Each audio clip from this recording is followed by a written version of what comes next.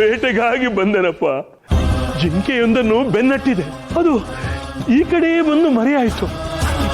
ನೀರು ಕುಡಿಯುತ್ತಿರುವ ಸದ್ದು ಕೇಳಿ ಜಿಂಕೆಯೇ ಇರಬೇಕೆಂದು ಭಾವಿಸಿ ಬಾಣ ಬಿಟ್ಟೆ ಮಗು. ನೀನಿರುವುದು ನನಗೆ ತಿಳಿಯಲಿಲ್ಲ ಮಗು. ಎಂಥ ಸೌಭಾಗ್ಯ ನನ್ನದು.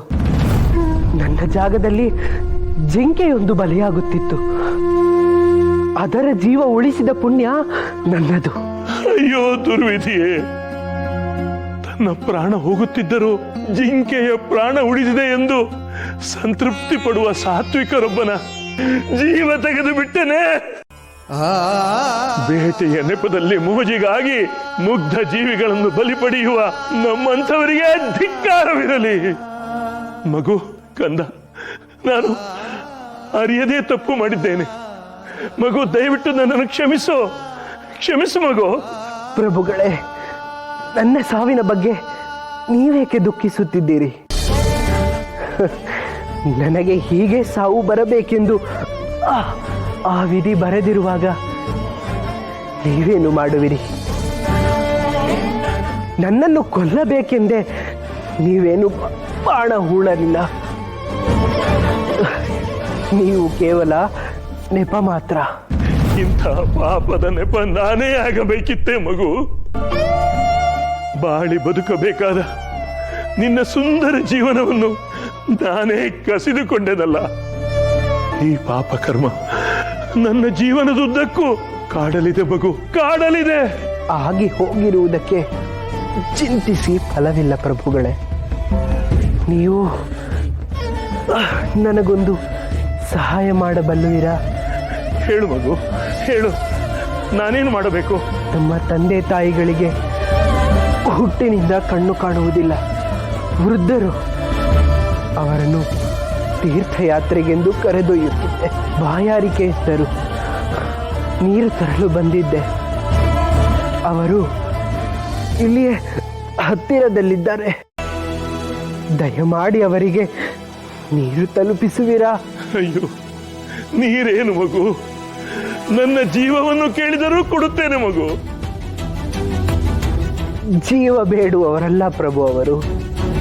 ಸಾಧ್ಯವಾದರೆ ಅವರಿಗೆ ಜೀವನ ಕೊಡಿ.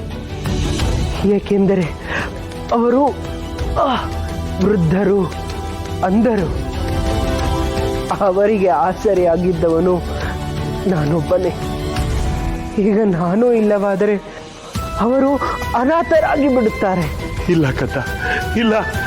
ಆಗ ಶ್ರವಣಕುಮಾರನ ತಂದೆ ತಾಯಿಯರು ಅವನಿಗೆ ಶಾಪವನ್ನು ಕೊಟ್ಟು ಕುಳಿತಲ್ಲಿಯೇ ಅಸುನೀಗುತ್ತಾರೆ.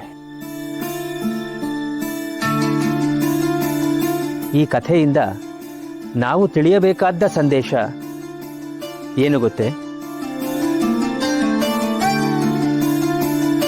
ಈ ಜಗತ್ತಿನಲ್ಲಿ ತಂದೆ ತಾಯಿಯರ ಸೇವೆಗಿಂತ ಮಿಗಿಲಾದ ಶ್ರೇಷ್ಠವಾದ ಇನ್ನೊಂದು ಸೇವೆ ಇಲ್ಲ. ಶ್ರವಣಕುಮಾರನ ತಂದೆ ತಾಯಿಯರ ಶಾಪದಿಂದ ದಶರಥ ಮಹಾರಾಜ ಪುತ್ರ ಶೋಕದಿಂದ ನರಳಿ ನರಳಿ ಸಾಯುವಂತಾದ. ಒಮ್ಮೆ ಯೋಚನೆ ಮಾಡಿ, ನಾವು ಮಕ್ಕಳಾಗಿದ್ದಾಗ ಏನೇನು ಮಾಡಿರಬಹುದು? ಬಿದ್ದಿದ್ದೇವೆ, ಎದ್ದಿದ್ದೇವೆ, ಅತ್ತಿದ್ದೇವೆ, ಹಠ ಮಾಡಿದ್ದೇವೆ, ಜಗಳವನ್ನೂ ಮಾಡಿದ್ದೇವೆ. ಆಗೆಲ್ಲ ನಮ್ಮ ತಂದೆ ತಾಯಿಯರು ಹೇಗೆ ನಮ್ಮನ್ನು ಸಹಿಸಿಕೊಂಡು ಸಮಾಧಾನ ಚಿತ್ತದಿಂದ ನಮ್ಮನ್ನು ಆಡಿಸಿದ್ದಾರೆ, ಮುದ್ದಿಸಿ ಜೋಪಾನವನ್ನೂ ಮಾಡಿದ್ದಾರೆ ಅಲ್ಲವೇ? ವಯಸ್ಸಾದ ಮೇಲೆ ತಂದೆ ತಾಯಿಯರೂ ಕೂಡ ಮಕ್ಕಳಿದ್ದ ಹಾಗೆ ಕೋಪ ಮಾಡಿಕೊಳ್ಳುತ್ತಾರೆ, ಬೈಯುತ್ತಾರೆ, ಮುನಿಸಿಕೊಳ್ಳುತ್ತಾರೆ, ಕೆಲವೊಮ್ಮೆ ಜಗಳವನ್ನೂ ಮಾಡುತ್ತಾರೆ. ಅದು ಅವರು ಬೇಕು ಎಂದು ಮಾಡುವುದಲ್ಲ. ಪ್ರತಿಯೊಬ್ಬ ಮನುಷ್ಯನು ಮಗುವಾಗಿ ಜನಿಸಿ ಪ್ರೌಢನಾಗಿ ವಯಸ್ಕನಾಗಿ ಜೀವನಾನುಭವವನ್ನು ಪಡೆದು ಮರಳಿ ಹಲ್ಲು ಉದುರಿ ಬೆನ್ನುಬಾಗಿ ಮತ್ತೆ ಮಗುವಿನಂತಾಗುವುದು ಪ್ರಕೃತಿಯ ಸಹಜವಾದ ನಿಯಮ. ನೀವು ಮಗುವಾಗಿದ್ದಾಗ ಅವರು ವಯಸ್ಕರಾಗಿದ್ದರು. ನಿಮ್ಮ ಎಲ್ಲ ಕೋಟಲೆಗಳನ್ನು ಸಹಿಸಿಕೊಂಡು ನಿಷ್ಕಲ್ಮಶವಾಗಿ ಪ್ರೀತಿಸಿದರು. ಸಾಕಿ ಸಲುಹಿ ದೊಡ್ಡವರನ್ನಾಗಿ ಮಾಡಿದರು. ಈಗ ನೀವು ಪ್ರೌಢರಾಗಿದ್ದೀರಾ. ನಿಮ್ಮ ತಂದೆ ತಾಯಿ ಮಕ್ಕಳಾಗಿದ್ದಾರೆ. ಅವರು ನಿಮ್ಮನ್ನು ಹೇಗೆ ನೋಡಿಕೊಂಡರೋ ಹಾಗೆ ನೀವು ಅವರನ್ನು ನೋಡಿಕೊಳ್ಳುವುದು ಧರ್ಮವಲ್ಲವೇ? ನೀವು ಹಾಗೆ ನೋಡಿಕೊಂಡಾಗ ಮಾತ್ರ ನಿಮ್ಮ ಮಕ್ಕಳು ನಿಮಗೆ ವಯಸ್ಸಾದ ಕಾಲದಲ್ಲಿ ನಿಮ್ಮನ್ನು ಅಷ್ಟೇ ಪ್ರೀತಿಯಿಂದ ನೋಡುತ್ತಾರೆ.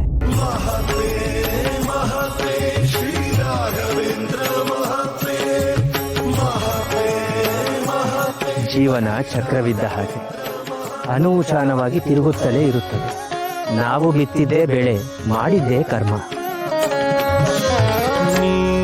ಕರ್ಮದಿಂದ ಯಾವ ಮನುಷ್ಯನೂ ತಪ್ಪಿಸಿಕೊಳ್ಳಲು ಸಾಧ್ಯವಿಲ್ಲ.